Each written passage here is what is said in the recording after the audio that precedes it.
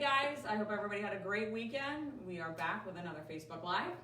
I am Dr. Heather Moore, owner of Total Performance Physical Therapy. Tonight we're talking about getting back into working out after you've had COVID. So as we know, COVID runs from no symptoms to hospitalization and unfortunately death. So anywhere on that spectrum, you can fall. And still we don't know a lot about it.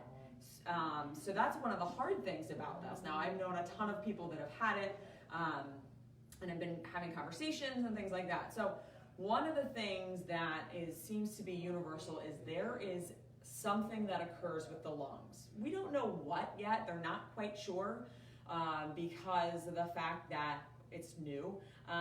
But even if you have no symptoms, you just test positive, you go get a test because you've come into contact, we're really seeing a lot of diminished lung capacity, a lot of fatigue, a lot of inability to return to working out where you were.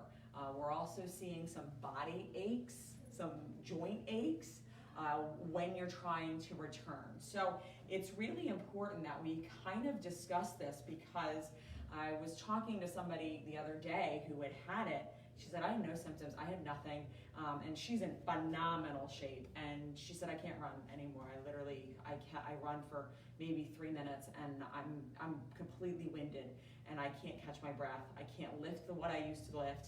Now this is somebody who ran 6 miles like, I run a mile. It was, and this is stories that we're hearing, and this is what we're seeing more and more often. And people are starting to get x-rays of their chest, and we're starting to see some lung damage, even if you had no symptoms. Now, if you had symptoms, it's even more likely that you had some type of lung damage or some type of reduction in strength, some type of reduction in cardiovascular capacity due to some lung issues. So how do you get back into working out? What is the best thing to do? And this is one of the things where I think we really need to take a step back and listen to our bodies. And so many of us are into the no pain, no gain, and it's very frustrating to take a step back and not being able to run as far, not be able to lift as much, and back off. But because we don't know the full extent of the damage that's done, we want to ease our bodies back into it. So whether you were hospitalized or whether you had no symptoms,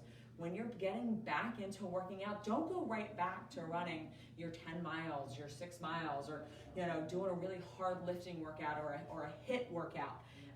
Back off the intensity. Back off how much you're doing. You want to, as we know, we talk about frequency, duration, and intensity. So I would recommend, when you're getting back in, to keep the frequency up. So if you are someone that works out 4 days a week, continue to work out 4 days a week. But you want to back off at the intensity, and you want to back off the time. Now, if you want to keep the time the same, and let's say just go for a nice leisurely walk, that's totally fine. But don't expect your body to just come right out of it. We are not seeing that at all. We are seeing a lot of cardiovascular issues. We're seeing a lot of weakness, muscle issues. It is very important that you take the time to allow your body to reacclimate to working out. I don't care if you just took a week off because you just felt tired. I don't care if you took no time off, but all of a sudden now you're really feeling something. Really take that time to allow your body to readjust, allow your lungs to readjust. It's important that for your joints and your muscles.